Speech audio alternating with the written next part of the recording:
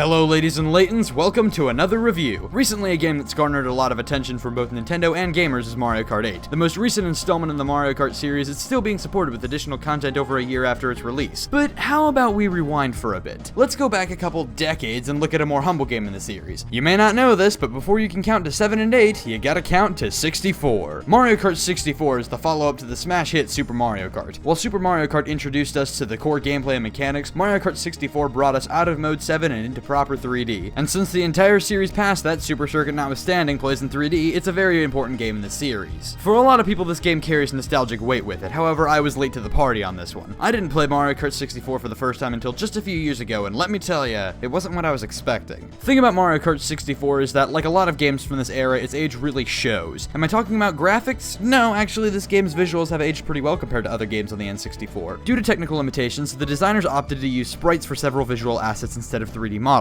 The environments are all rendered in 3D, but the characters and items were all 2D sprites. As lazy as this might have looked back in the day where the wow of 3D was more important than actually looking good, this decision makes the game still look half decent today. Gotta love the timeless quality of good sprite work. No, the graphics aren't what dated this game. The issue is, unfortunately, in its controls. It may be my fault for playing this game for the first time in 2012, but the contrast between this game and Mario Kart Wii was kinda jarring. Turning in this game feels loose and sloppy, and in a racing game that's an issue. It's not as dependent on tight turns and precise maneuvers as something like F-Zero, but these sloppy controls really put a damper on things. Does it completely cripple the game? No, I wouldn't say so. In all reality, this is probably just a me issue, but it's an issue that limited the amount of fun I was able to have with the game. Let's drift away from negativity. Where does this game hit the mark? Well, for starters, like I said a moment ago, the graphics are actually pretty good. The tracks all look fine, and the sprites used for the racers give off an illusion of 3D that works very well to compensate for the lack of models. And surprisingly, for a game of this era, there aren't many issues with draw distance. In other words, you won't be slipping on any bananas that literally popped out of thin air. The soundtrack is also really good, with a lot of classic pieces throughout. My favorites of the bunch are the themes of Mario Raceway, Sherbert Land, Rainbow Road, and the fantastic title theme. It may have the tendency to reuse music a lot, but the music that's there is sure as hell good. And even if I didn't play this game when I was younger, the music still had a nostalgic quality for me. That title screen, man, that killed me. You know what else this game has going for it? A fantastic lineup of racing courses. There were certainly some misses, but Mario Kart 64 has some great track design, along with some interesting set pieces. There's the train station in Calamari Desert, the treacherous cliff faces and rock slides of Choco Mountain, the icy surface and penguins of Sherbert Land, and the giant